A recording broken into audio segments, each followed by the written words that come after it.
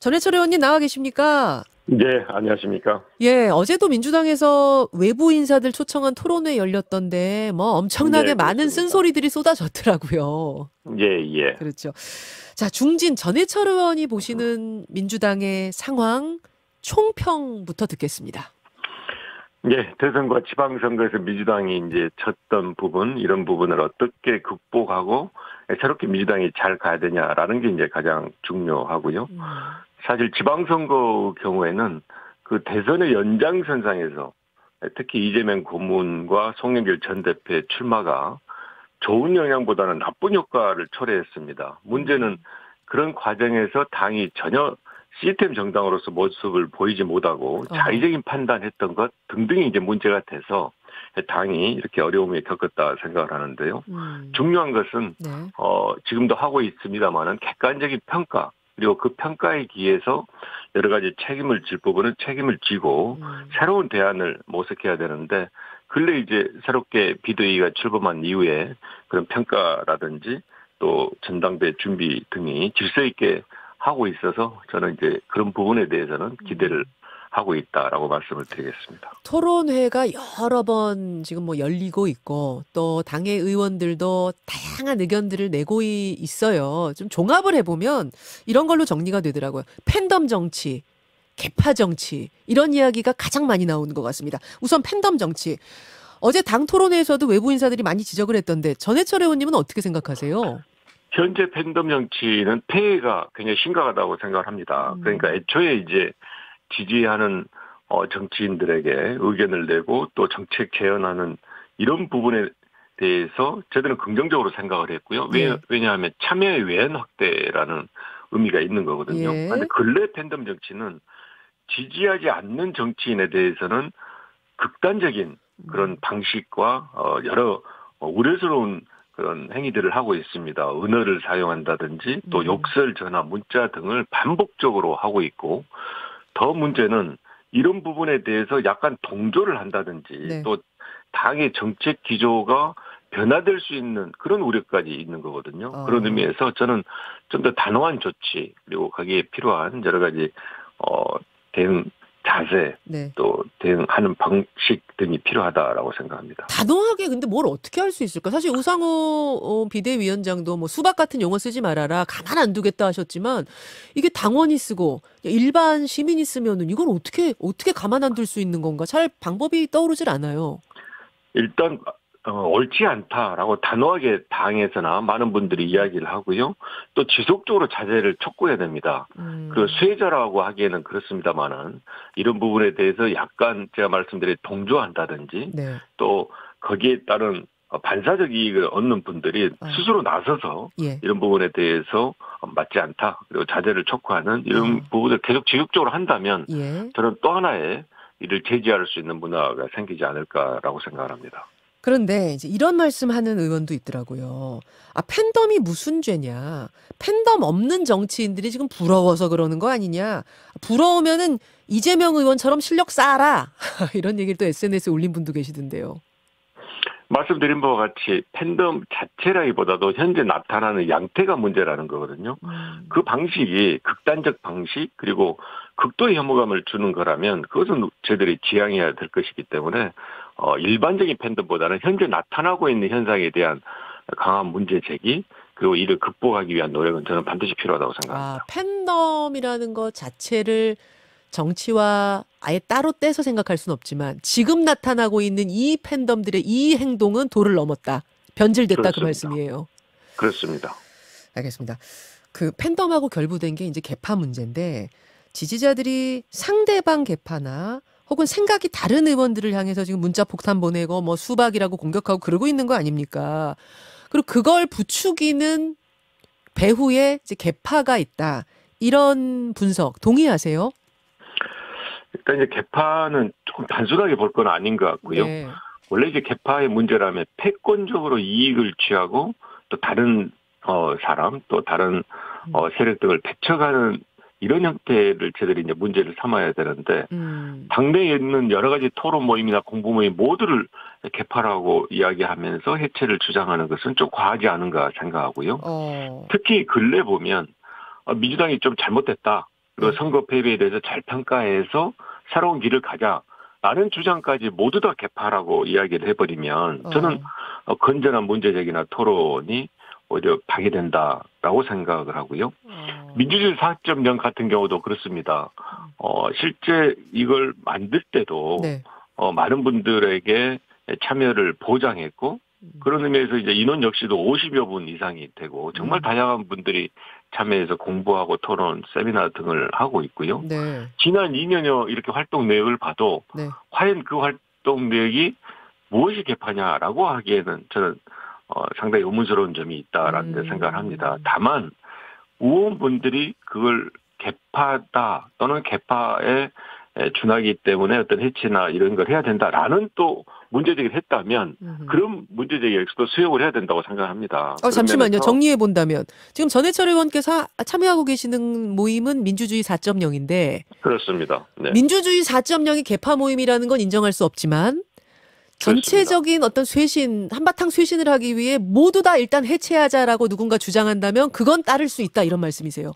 제 말씀은 그러니까 민주주의 4.0도 제가 보기에는 개파적인 그런 건 아닌데 그럼에도 의원분들이 그것도 개파 아니냐라고 이야기를 한다면 민주주의 4.0에 속한 회원분들이 그 부분의 지적을 또 겸허히 수용을 해서 바로 해체가 아니라 우리의 운영 방식에 문제가 있냐 또 향후 진로에 대해서는 어떻게 해야 되냐에 대해서 충분하게 논의하고 또 그 방향을 설정해야 된다고 생각합니다. 실제로 이제 민주주의 4.0 내에서도 그런 지적에 대해서 우리 아니다라고만 하는 것이 아니고 그런 지적이 있은 거에 대해서는 또 겸허히 수용하고 우리가 갈 길에 대해서 논의를 하고 있거든요. 저는 그런 자세는 또한 필요하다라고 생각합니다. 사실은 이제 최근에 뭐 좋은 의미로든 안 좋은 의미로든 가장 주목받는 모임은 철험회예요. 철험회. 철험회가 이제 강성 의원들이 많이 모여서 조금 이 뭐랄까 이 팬덤 정치와 어우러져서 지금 당을 이 좀 안 좋은 방향으로 몰아가고 있는 건 아니냐라는 지적이 민주당 내에서 나오는 것 같습니다. 그러면서 이제 해체 요구까지 뭐 이원흑 의원을 필두로 쏟아지고 있는데 어떻게 생각하세요?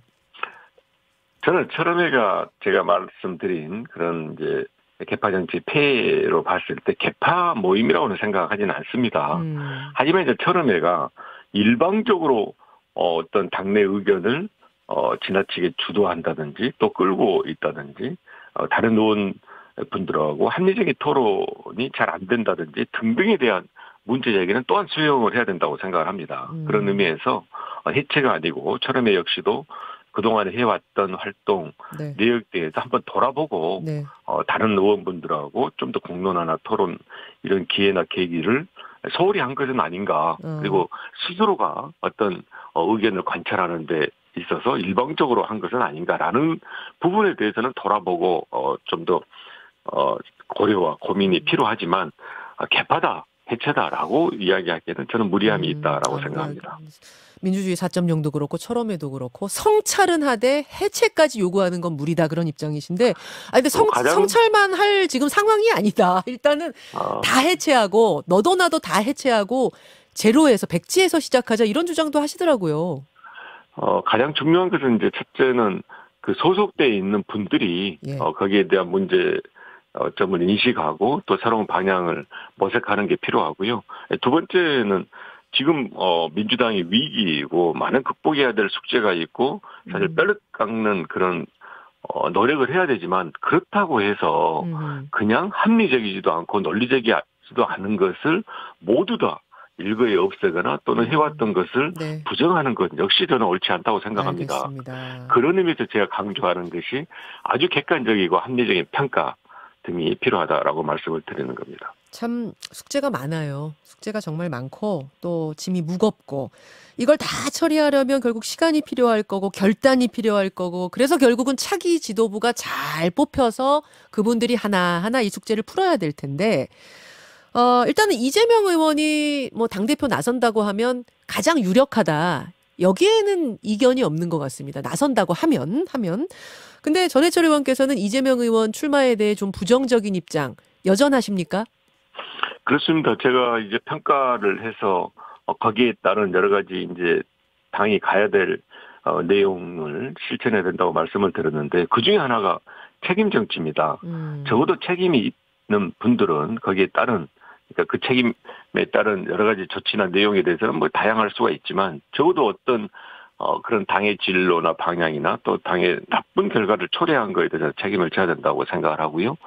이재명 고문의 경우에는 우리 네. 당이 아주 훌륭한 자산이고 정말 대선 주자로서 잘 이렇게 선거를 치렀습니다. 하지만 대선 이후에 지방선거에 직접 그러니까 보궐선거죠. 직접 출마한다든지 등의 내용은 좀 납득하기 어렵고요. 그런 면에서 앞으로 전당대회에서 평가 이후에 새로운 길을 가야 될 전당대회에서 바로 출마를 한다는 것은 저는 좀 적절하지 않다라고 현재는 생각하고 있습니다. 아, 그러니까 지방선거 대선에 대해 평가해야 할 몫이 차기 지도부에 있는데 평가의 대상이 차기 지도부에 들어가서는 뭔가 맞지 않는다. 정확한 평가가 안 내려질 거다 이렇게 보신단 말씀이세요. 그렇습니다. 그런 의미에서 지금까지 이제 쭉 민주당의 역사를 봐도 네. 대선 패배 이후에는 그 대선의 당사자분들, 이제 당의 후보를 포함하죠. 그런 분들이 약간 물러서서 많은 분들의 의견도 듣고 또 개인적으로 준비할 시간을 가졌던 이유가 다 저는 거기에 연유한다고 생각을 하기 때문에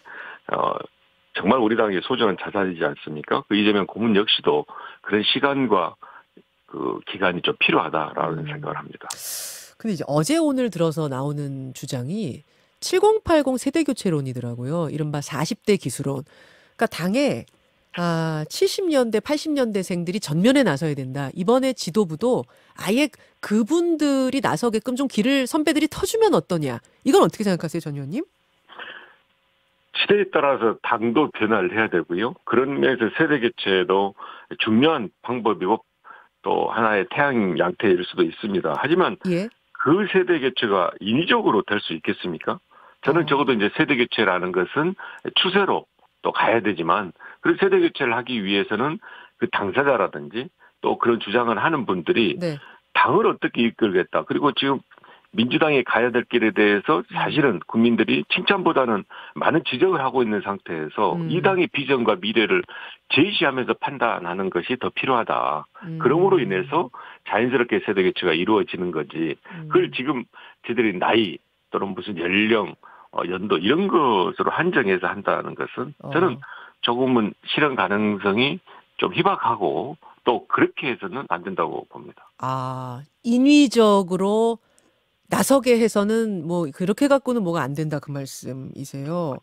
그러니까 제가 말씀드린 대로 이제 거기 뭐 누구 꼭 대상이라기보다는요. 네, 그런 분들 사실 좋은 분들이 많습니다. 예. 그런 분들이 세대 교체라는 것에 꼭 화두보다는 당을 어떻게 이끌 것이냐. 그리고 산적한 문제가 많지 않습니까? 예를 들면 불평등의 소득, 자산, 기회 불평등이라든지 또 네. 지역 불균형, 미래 신산업 육성, 기후 위기 등등에 대해서 민주당이 무엇을 해왔고 거기에 대해서 어떤 대안을 제시하느냐. 그리고 이를 위해서는 민주당이 시스템 정당이 돼야 되고 나아가서 정치가 어떤 모습이 되냐라는 것에 대한 끊임없는 비전 제시를 하고 그런 판단에 의해서 알겠습니다. 이것은 경쟁해라.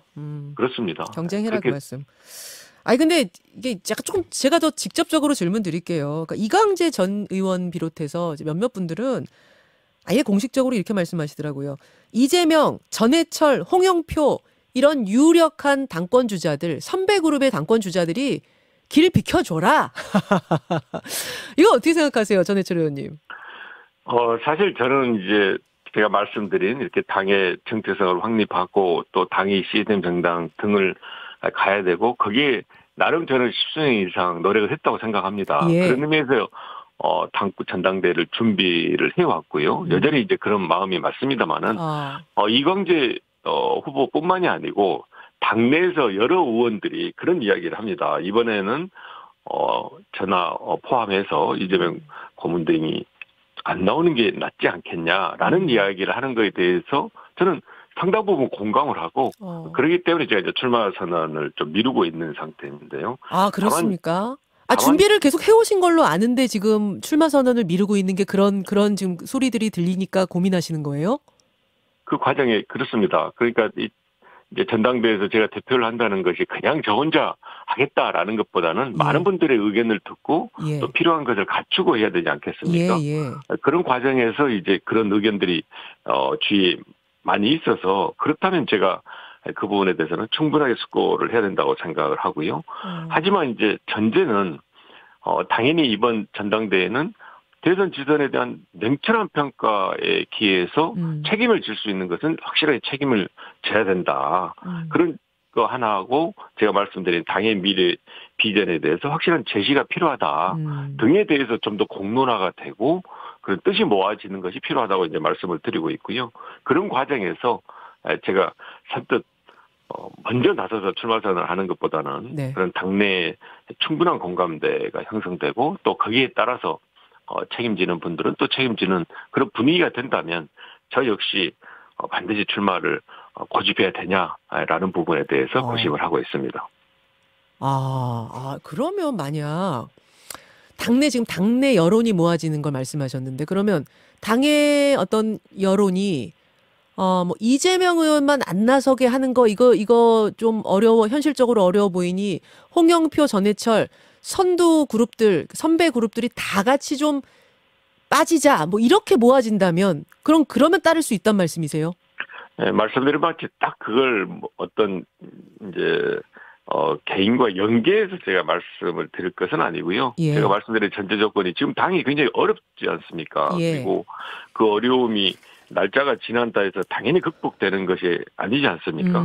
그렇다면 이 어려움을 극복하기 위한 많은 노력이 필요하고 그것이 결국은 전당대회로 최종 결과가 이제 도출되게 되는데 네. 그 전당대회를 준비하는 과정에서 그 어려움을 극복하는 많은 방안들이 있다면 또 그 방안들이 현실감이 있고 필요한 방안이라면 저도 당연히 그 방안에 동의하고 동조하고 함께 가야 되지 않겠냐라는 생각에서 제가 반드시 먼저 또 이렇게 대표로 출마하겠다라고 하는 것보다는 그런 방안 등의 현실성 또 방안 등의 실천 등을 같이 논의하고 공유하면서 네. 제가 판단하겠다라고 알겠습니다. 말씀드리는 겁니다. 다시 말하면은 뾰족하게 나 아니라도 이 사람이면 되겠다 하는 게 안 떠오르면 결국은 나갈 수밖에 없는 짐을 짊어질 수밖에 없는 상황으로 판단이 된다. 그렇게 해석이 되네요. 예, 당연히 지금 현재는 제가 불출마하겠다라고 생각하고 있지는 않고요. 그렇죠. 예, 알겠습니다, 전 의원님.